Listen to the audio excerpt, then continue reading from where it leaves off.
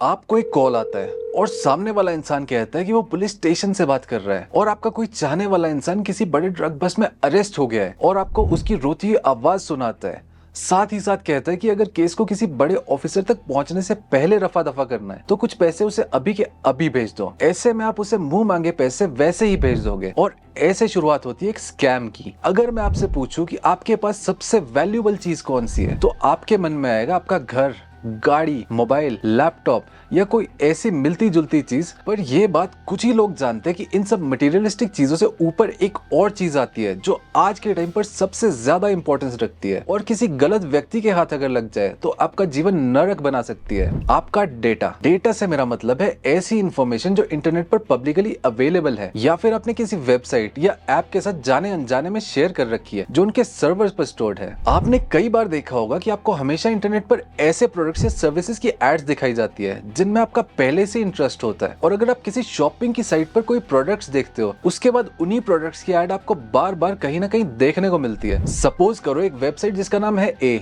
उस पर आपको कोई बुक पसंद आ जाती है पर आप खरीदते नहीं हो। अब आपका ये डेटा अभी तक वेबसाइट के पास पहुंच चुका है कि आपको वो बुक पसंद आई है। फिर आप गए एक वेबसाइट बी पर और वहां भी आपको उसी बुक की एड दिखाई दी क्योंकि वेबसाइट ए ने डायरेक्टली या इनडायरेक्टली वो एड चलाने के वेबसाइट बी को पैसे दे रखे हैं, जिस वजह से ये डेटा वेबसाइट बी के पास भी पहुंच गया। और ऐसे ही ना जाने कितनी वेबसाइट्स के पास आपका छोटा से छोटा डेटा पहुंच जाता है। और कुछ हद तक ये अच्छा भी है क्योंकि ये डेटा यूज करके कंपनीज आपको ऐसे प्रोडक्ट्स या सर्विसेज की एड्स दिखाती है जिनमें आप इंटरेस्टेड हो सकते हो, जिससे उनके भी रिसोर्सेज बच जाते हैं और आपको भी फालतू की एड्स नहीं देखनी पड़ती। अगर आपके डेटा का सही से यूज हो तो इसमें कोई गलत बात नहीं है, पर प्रॉब्लम तब शुरू होती है जब यही डेटा गलत हाथों तक पहुंच जाता है और तब शुरू होते हैं स्कैम्स। अब किसी भी स्कैमर के पास बिना अपनी आइडेंटिटी रिवील किए आप तक पहुंचने के सिर्फ दो तरीके हैं, या तो ईमेल के जरिए या फिर आपके फोन के जरिए। और मोस्ट कॉमनली स्कैमर्स फोन का यूज करते हैं आपको किसी स्कैम में फंसाने के लिए। देखिए, इंडियन स्कैमर्स जो पढ़े लिखे होते हैं और अच्छी इंग्लिश जानते हैं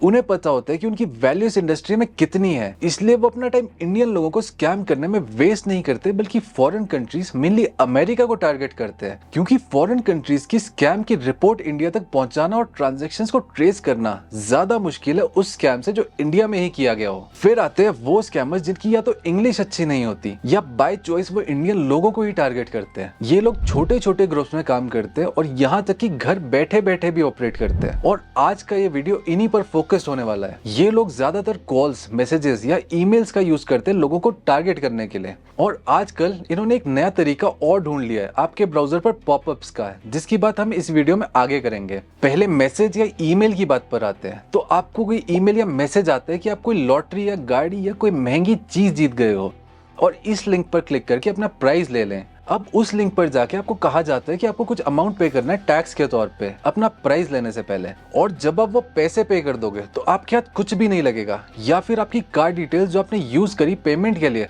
उसका मिसयूज करके आपसे और पैसे लूट लिए जाएंगे, या फिर उस लिंक पर क्लिक करने से आपके फोन में वायरस या मालवेयर इंस्टॉल कर दिया जाएगा जो आपका सेंसिटिव डेटा निकाल लेगा, जिससे और बड़े स्कैम्स आपके साथ किए जा सके। एक और मैसेज स्कैम जो आजकल काफी चल रहा है, उसमें आपको इंडिया पोस्ट से टेक्स्ट या व्हाट्सएप मैसेज आएगा जिसमें लिखा होगा कि आपका कोई पार्सल आया है और इनकम्प्लीट एड्रेस के कारण वापस हो जाएगा, और अगर वापस होने से रोकना है तो इस लिंक पर क्लिक करके एक छोटा सा अमाउंट जैसे 1 या 2 रुपए पे करके एड्रेस अपडेट कर लो, जिसमें कोई भी सोचता है कि 1-2 रुपए पे कर देते एटलीस्ट जो आ रहा है उससे तो ज्यादा ही वैल्यूएबल होगा। पर जब पेमेंट करते हो तो वो कार्ड की डिटेल्स आगे शेयर हो जाती है, जहां से एक बड़े स्कैम की शुरुआत आपके साथ होती है। एक और तरीके का स्कैम है जिसमें आपको एक मैसेज आता है कि आपके बैंक अकाउंट में एक बड़ा अमाउंट क्रेडिट हुआ है, और उसके थोड़ी ही देर बाद आपको एक कॉल आ जाता है और सामने वाला कहते हैं कि उसने गलती से आपके अकाउंट में कुछ पैसे भेज दिए और आप उसे वो पैसे वापस कर दो, जिसमें लोग बिना अपना अकाउंट चेक करे कि उसमें पैसे आए भी है या नहीं, बस एक मैसेज पर ट्रस्ट करके पैसे वापस कर देते हैं, और बाद में चेक करने पर यह पता चलता है कि अकाउंट में कुछ आया ही नहीं था और जिसको आपने पैसे भेजे हैं उसने आपका नंबर ब्लॉक कर दिया होगा। मैसेज स्कैम्स की लिस्ट तो बहुत लंबी है, पर मैं आपको कुछ कॉमन स्कैम मैसेजेस और बता देता हूँ। जॉब नोटिफिकेशन के मैसेजेस कि आपकी कोई जॉब लगी है और कुछ पैसा पे करना होगा जॉब ज्वाइन करने से पहले। नेटफ्लिक्स या कोई और सब्सक्रिप्शन के मैसेजेस, पैन कार्ड, आधार कार्ड या बैंक अकाउंट ब्लॉक के मैसेजेस, कोई सिक्योरिटी अलर्ट्स या बैंक के केवाईसी के मैसेजेस कि आपकी केवाईसी नहीं हुई है और अपने केवाईसी डॉक्यूमेंट्स भेज दो, और ओटीपी भी शेयर कर दो, या कुछ क्लिक्स पे लोन के मैसेजेस। मैं आपको ये बता देता हूँ कि आपको हमेशा ये ध्यान रखना है कि बैंक्स किसी भी हाल में कभी भी ओटीपी नहीं मांगते। और अगर कोई ओटीपी मांग रहा है तो वो एक स्कैम है। देखिए, स्कैम टेक्स्ट मैसेजेस को पहचानने का एक सिंपल सा तरीका है कि अगर किसी 10 डिजिट के नंबर से ये मैसेज आया है और नंबर पर रिप्लाई या कॉल किया जा सकता है तो वो सिंपली एक स्कैम है। क्योंकि बड़ी कंपनीज A2P मैसेजेस भेजती है, जिसका मतलब वो मैसेज किसी नंबर से नहीं होगा बल्कि नंबर की जगह कुछ अल्फाबेट्स लिखे होंगे। एग्जाम्पल के तौर पर जब आपके बैंक से मैसेजेस आते हैं, जब आप पैसे किसी को भेजते हो तो उस मैसेज पर ना आप रिप्लाई कर सकते हो ना ही सेंडर को कॉल कर सकते हो।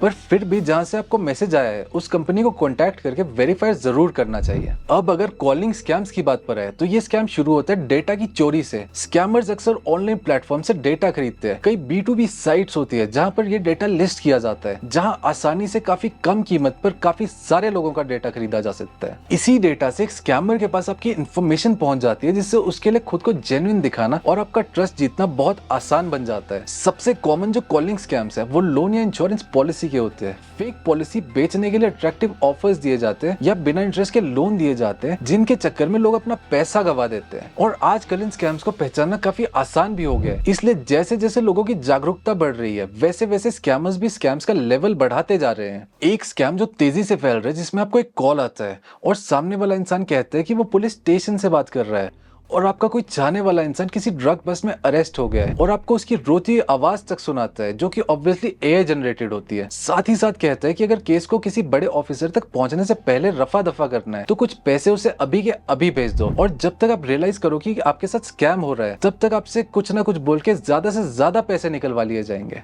ऐसा ही एक स्कैम और है जिसमें आपको कॉल करके कहा जाता है कि आपका किसी फॉरेन कंट्री से कोई पार्सल आया है जिसमें कुछ ड्रग्स या इलीगल चीज मिली है और आप पर कार्रवाई को दबाने के लिए आपको कुछ पैसे देने होंगे। स्कैमर्स आपको विश्वास दिलाने के लिए इस हद तक चले जाते हैं कि किसी अपने ही आदमी को पुलिस की यूनिफॉर्म पहना के वीडियो कॉल तक करवा देंगे, जो कहेगा कि केस दबाने के लिए पैसे देने होंगे। अब ऐसे में कौन भरोसा नहीं करेगा। वीडियो कॉल की बात पर आए तो आज के टाइम पे रोमांस स्कैम्स भी बहुत पॉपुलर है, जो मर्दों के साथ किए जा रहे हैं, जिसमें कोई लड़की आपको अप्रोच करेगी और वीडियो कॉल पर बात करेगी और कैसे ना कैसे करके आपकी पर्सनल वीडियो रिकॉर्ड कर लेगी, फिर ब्लैकमेल करना शुरू कर देगी। एक कॉल स्कैम और है जिसमें आपको एक इंसान कॉल करेगा और आपका नाम लेकर पूछेगा कि आप कैसे हो, क्योंकि उसके पास आपका डेटा तो होगा ही। और जब आप उससे पूछोगे वो कौन है तो अपना नाम बताने की जगह आपको आप ही के बारे में और बताएगा, जिससे आपको लगेगा कि वो कोई जानने वाला ही होगा और आपसे ऐसे ही बात करेगा कि आपको बहुत पहले से जानता हो। और जब भी आप उससे उसका नाम पूछोगे तो कहेगा कि जब आप इतने समय से उसे जानते हो तो उसका नाम कैसे भूल सकते हो। अब इस मोमेंट तक आप अपने दिमाग के घोड़े दौड़ाना शुरू कर दोगे और जिस किसी से भी उसकी आवाज मिलती जुलती होगी उसका नाम ले दोगे और सामने से स्कैमर भी कहेगा कि वो वही इंसान बोल रहा है। फिर कुछ देर बात करने के बाद आपको कुछ अपनी मजबूरी बता के आपसे पैसे उधार मांगेगा और जब पैसे मिल जाएंगे तो आपको ब्लॉक कर देगा। देखिए, एक स्कैम में एक अर्जेंसी क्रिएट की जाती है कि कोई ऑफर निकल जाएगा, किसी को जेल हो जाएगी, आप पर केस हो जाएगा, कुछ ना कुछ ऐसी बातें बोलकर इतनी अर्जेंसी क्रिएट कर दी जाती है कि आप सिचुएशन को अच्छे से एनालाइज ही ना कर पाओ और जब तक अपना दिमाग चलाओ तब तक आपके साथ स्कैम हो चुका होता है। तो अगर कुछ भी ऐसा हो रहा है तो ये समझ लेना कि काफी पॉसिबिलिटी है कि एक स्कैम है। इन सब के अलावा कई बेटिंग एप्स या लोन एप्स पर भी स्कैम्स होते हैं, जिनकी बात किसी और वीडियो में आगे करेंगे। इसके अलावा एक और स्कैम है जिसमें आपको एक मैसेज आएगा कि आपके बैंक अकाउंट से कुछ अमाउंट डेबिट हुआ है, फिर कॉल आएगा और कहा जाएगा कि सामने वाला बैंक मैनेजर है और आपके साथ कोई फ्रॉड हुआ है और आपको उस फ्रॉड से बचाने के लिए आपकी डिटेल्स मांगी जाएगी और उसके बाद आपके साथ सच में स्कैम किया जाएगा। इस वीडियो में मैंने पॉपअप स्कैम्स का भी जिक्र किया था, तो उससे भी थोड़ा समझ लेते हैं। पर ये सिर्फ उन लोगों के साथ किया जाता है जो कुछ इलीगल वेबसाइट्स जैसे कंटेंट की साइट्स ब्राउज करते हैं। तो ऐसी वेबसाइट्स पर कुछ एडवेयर लगा दिए जाते हैं जिससे एक पॉपअप आता है जिसमें लिखा होता है कि आपका कंप्यूटर ब्लॉक कर दिया गया है क्योंकि आपने किसी इलीगल वेबसाइट को विजिट किया है और ये मैसेज किसी गवर्नमेंट एजेंसी की तरफ से है और अगर आपको अपने ऊपर से कार्रवाई को रोकना है तो लिंक पर क्लिक करके पेमेंट कर दो, जो टोटली एक स्कैम होता है। तो इतने सारे स्कैम्स जब हम अपनी डे टू डे लाइफ में देखते हैं तो बात ये आती है इन सबसे बचा कैसे जाए। सबसे इंपॉर्टेंट बात अपने दिमाग में प्रिंट कर लो, आपके मोबाइल में आए एक OTP एक तिजोरी की चाबी की तरह है और चाहे कोई भी सिचुएशन हो आपको वो OTP किसी के साथ शेयर नहीं करना है। और अगर आपको किसी पर 1% का भी डाउट है तो अगर मैसेज है, ईमेल है तो उसका रिप्लाई करना बंद कर दो और अगर कोई कॉल है तो उसे ब्लॉक कर दो या फोन उठाना बंद कर दो और उस नंबर पर ब्लॉक एंड रिपोर्ट पर क्लिक करके उस नंबर को रिपोर्ट कर दो। अब इंडिया में कॉल सेंटर और SMS स्कैम्स के खिलाफ गवर्नमेंट भी काफी सारे स्टेप्स ले रही है, जैसे कि ट्राई ने कुछ स्ट्रिक्ट गाइडलाइंस इंप्लीमेंट किए जिससे ऐसे फ्रॉडस्टर्स का पता लगाया जा सके। बैंक्स भी अवेयरनेस कैंपेन्स चला रहे हैं जिसमें लोगों को एजुकेट किया जाता है OTP शेयर ना करने के लिए और सस्पिशियस कॉल से बचने के लिए। पर हमें खुद भी सतर्क रहना जरूरी है और अगर आपके किसी जानने वाले के साथ कोई ऐसा स्कैम हुआ है तो कॉमेंट सेक्शन में जरूर बताना।